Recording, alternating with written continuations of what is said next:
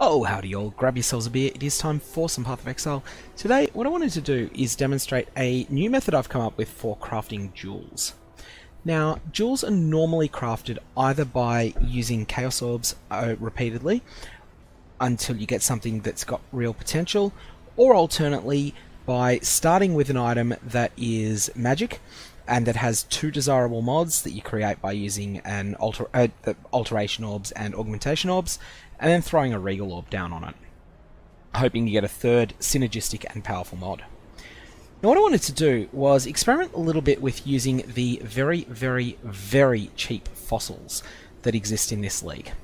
So, dense fossils, which were very expensive last league, are something that favours heavily rolling energy shield on items. Now, energy shield's off meta, but it still has the potential to be very powerful.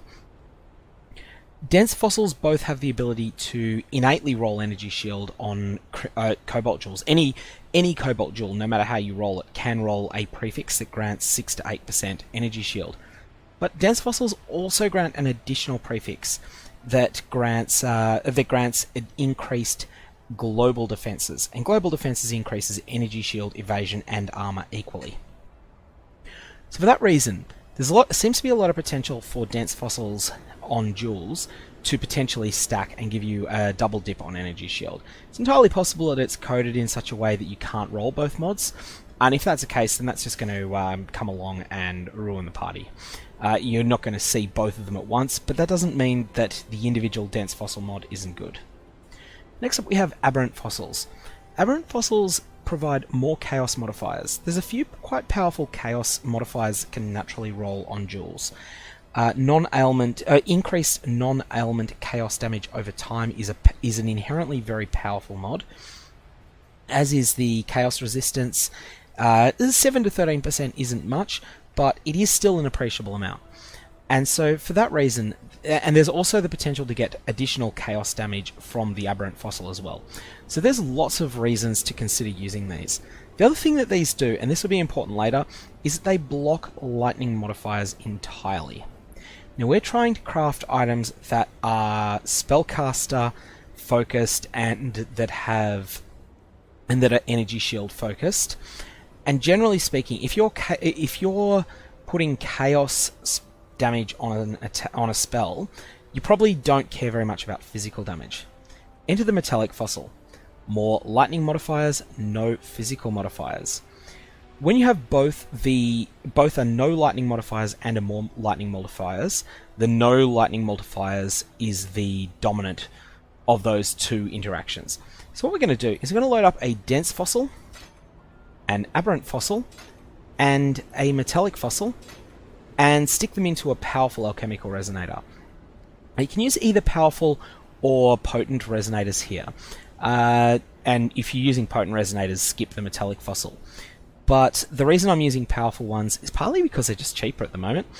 Due to a couple of things with the Legion League, powerful resonators are quite a bit cheaper than potent ones, and that's just because they're oversupplied. Demand for these is really high.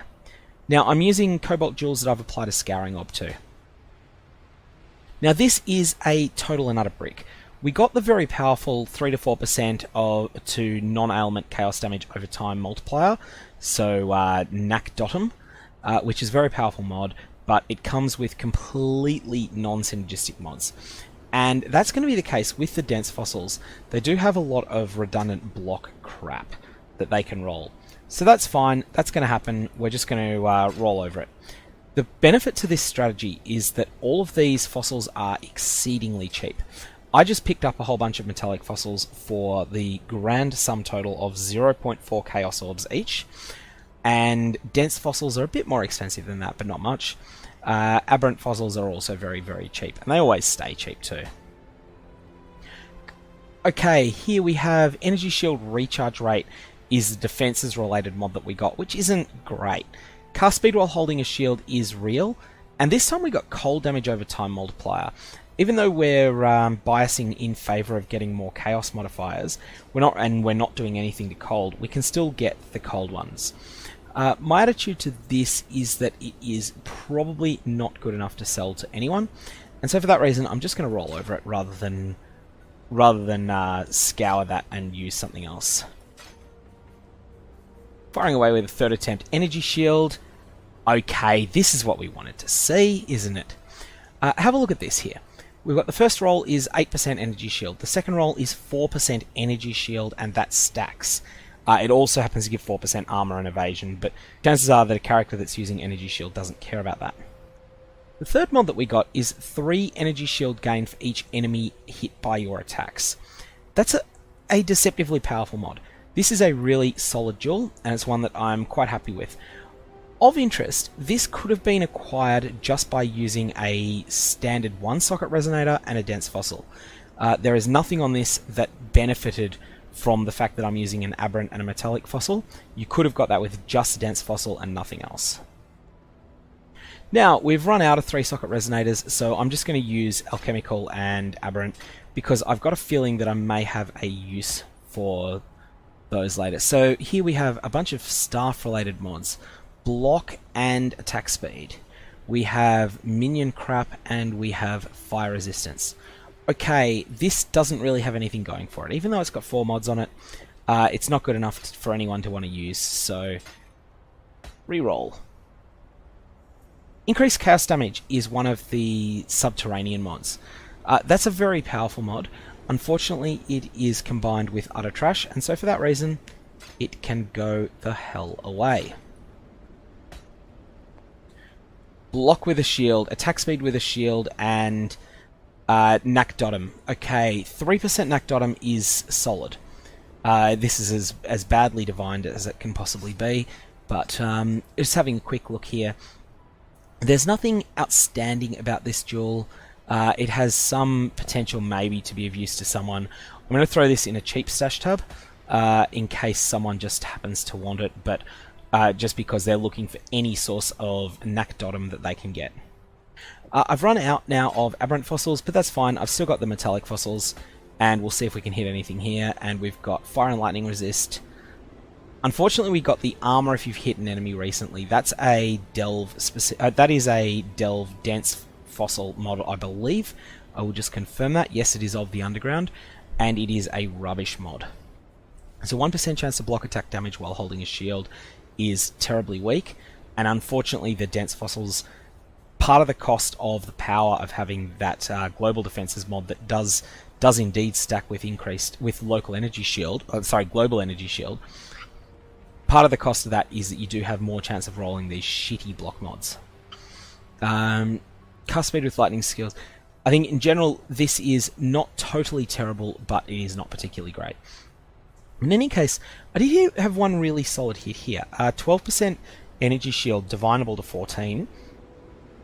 This is the sort of jewel that I would consider taking to Leo in research, to use Leo tier 3 in research. What he will do is he'll have the effect of an exalted orb on an item that you own, but it's not a real exalted orb.